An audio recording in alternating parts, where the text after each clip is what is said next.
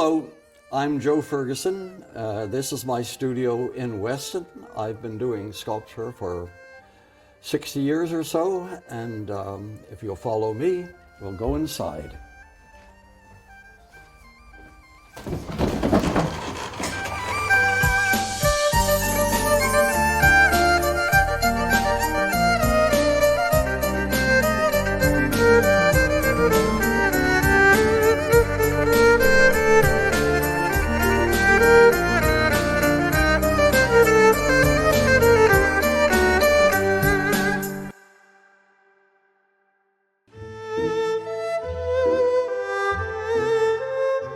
From the dawn of our existence, art has provoked, prodded, and kicked all the sensations of life, sight, hearing, touch, and fragrance, to explore that dark and endless world surrounding the familiar experience of what we know. Art is that ruthless, miraculous, transforming principle of evolving life.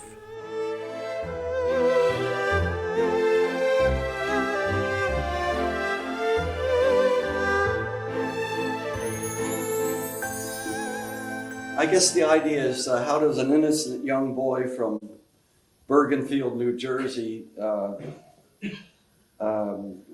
get to be an artist, get to be a sculptor?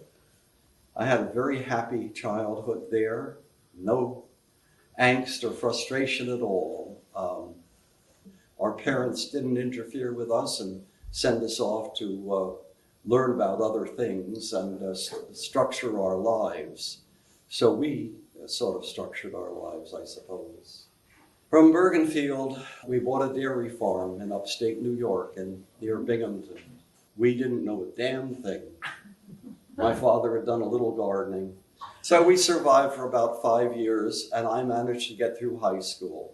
When I finished high school, I hitchhiked to New York City. I worked for New York Central Railroad in a place called Croton-on-Hudson, just outside of New York City. I became a draftsman for New York Central Railroad. I knew I had some sort of artistic talent, although I wasn't very encouraged in it. I started going to Cooper Union, art. The Korean War came along and scooped me up, sent me over to Korea. I was there for 9 months, and I was helping with a thing called the 417th Engineer Aviation Brigade, and we were building airfields all over Korea.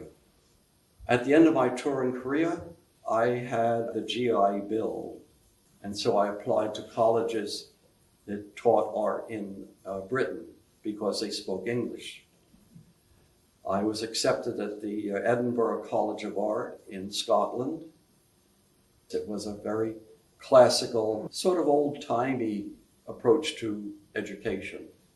You spent most of your time doing life drawing until it came out of your ears. You never wanted to see another naked woman. But I learned a lot. At the end of that, I got a traveling scholarship, which was given by Andrew Carnegie, who was a Scot that made his money in America. So anyway, there was this traveling scholarship for 3 months travel. I'd met a very lovely woman, and we were married in Surrey in England, and we took off on our honeymoon for 3 months of travel around Europe to all the art centers, mainly for stained glass, because by that time I'd become interested in stained glass. So we went to all the cathedrals in France. We rented a motorcycle and went around Paris and to Chartres and all of the cathedrals around Paris, and then we went to the south of France and down into Italy and up through Germany and back. That was the basis of my real education. I'd seen really the greatest art that of Western civilization on that trip. We settled in Boston, and I got a job down in Haymarket Square. There was a stained glass shop there, and I did a little work for them for a while. Then we found a barn a deserted and beat up old barn in Weston, Mass. We raised three boys, and I did my art.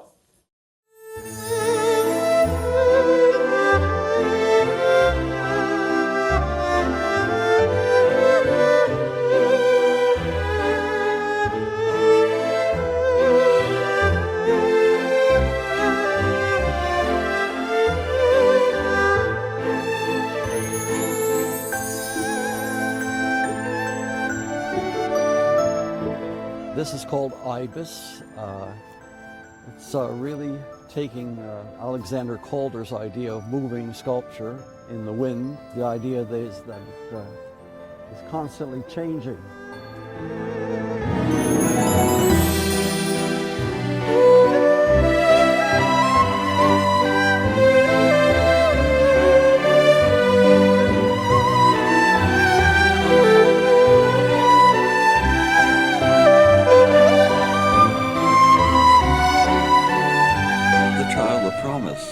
I did this because I wanted to do a leaded glass panel in the traditional style.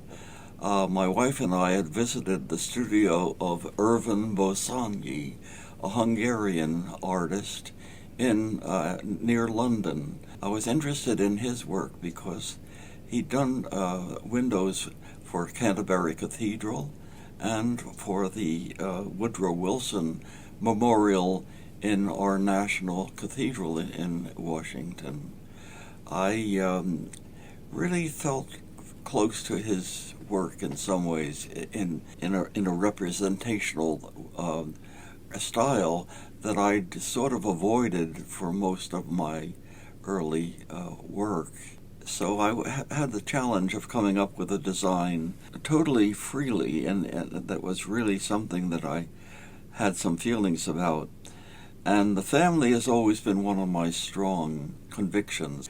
So here we are with the mother in the middle and the father in the background dragging down the stars and planets from heaven, sort of a little bit indifferent to the family, but part of it.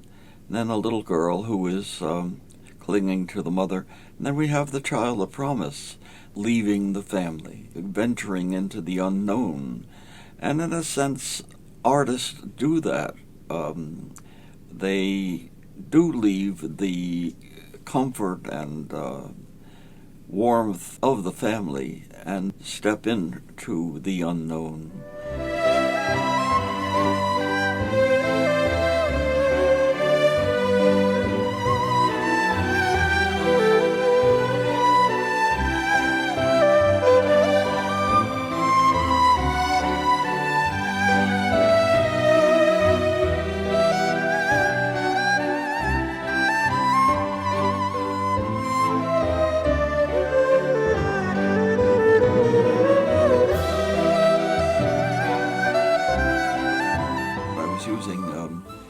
Iron T-bar stock that left a flange for the glass to be set into.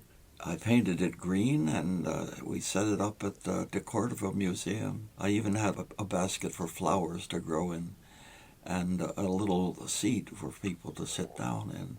And I thought that was a good idea at the time. I had a lot to learn about structures that are outdoors.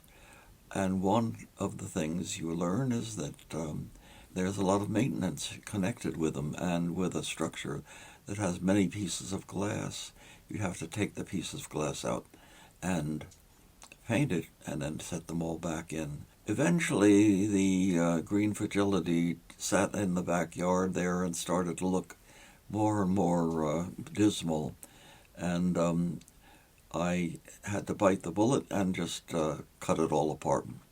I look back on it with a certain amount of gratitude. It gave me time to do the aluminum work. I realized how important it was to get into metals that didn't require maintenance, and so all of the large aluminum sculptures I have are due to that hard learning course.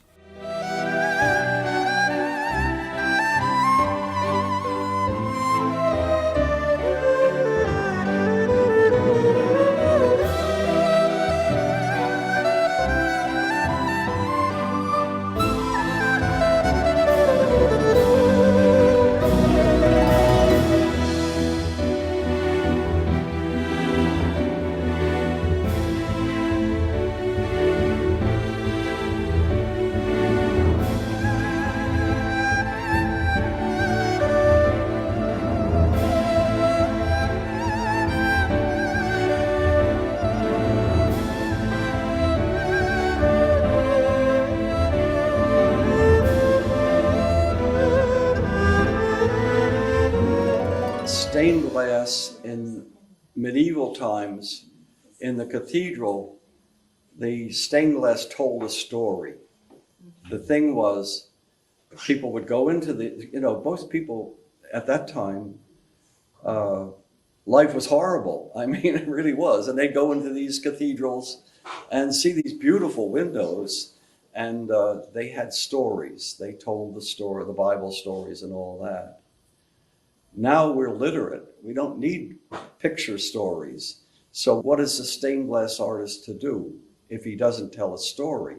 A lot of people try to go into a new kind of symbolism, and so they're going to express emotions, or they're going to express something that takes the place of the story. So what I was left with was the beautiful colors and the lines of the structure. So all of my pieces, the big concern is with the linear structure and the colors, the juxtaposing warm and cold colors against one another, some for excitement.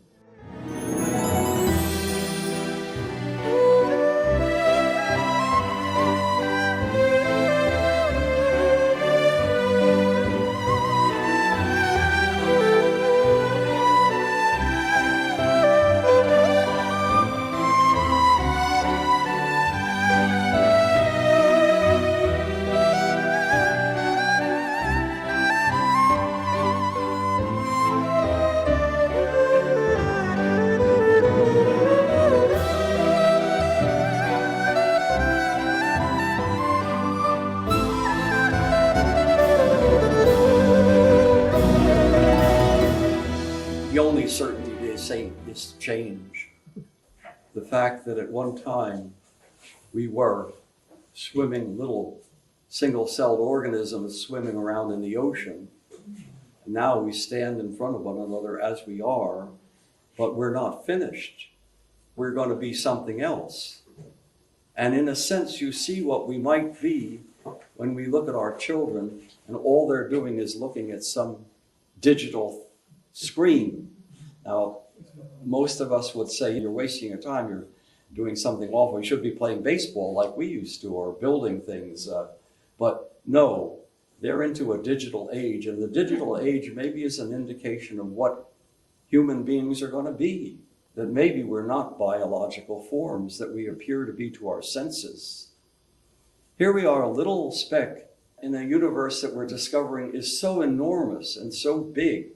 And we try to determine what that whole universe is from our senses. We appreciate what the rest of everything around us is through what we look at, what we hear, what we smell, and what we touch.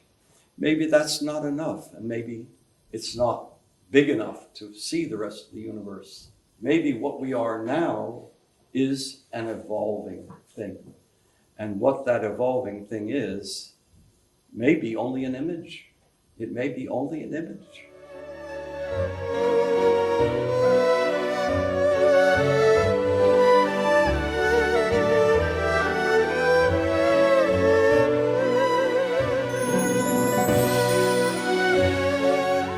The qualities of mind that underline human experience are changeless. Perfection, love, compassion, intelligence, and creativity. These are the tools we work with. Mind's substance is seen in man's ever-changing vision of himself. We are the evolving image.